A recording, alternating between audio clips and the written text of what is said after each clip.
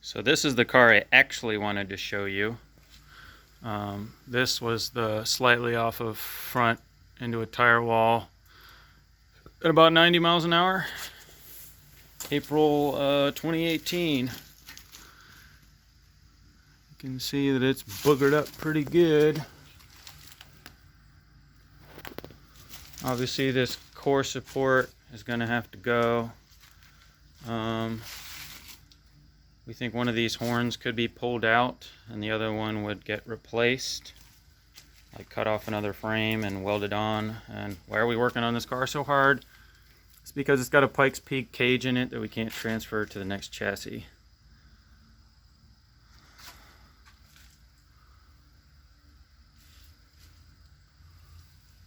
I'm trying to give you eyeballs of the seams.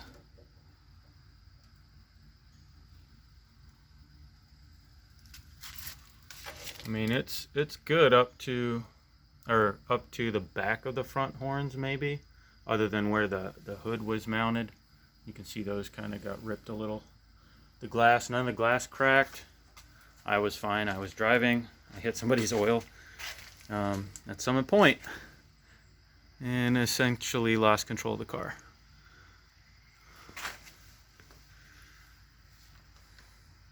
I mean, basically, we wouldn't have to do anything with the back of the car or the doors. I mean, everything is pretty good. It's just, you know, we want it to align properly, and even the body panel fit up doesn't have to be perfect.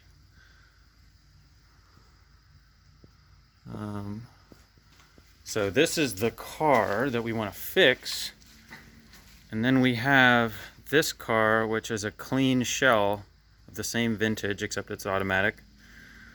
But the idea was to cut the front core off of this, as well as I believe it's the driver's side horn, and weld it onto that chassis, and then kind of pull the rest out, hopefully good enough to where the panels will close, and, you know, provide a decent amount of sealing. So this is the video that I actually wanted to show you, and I couldn't find it, so I just shot it again. Thanks.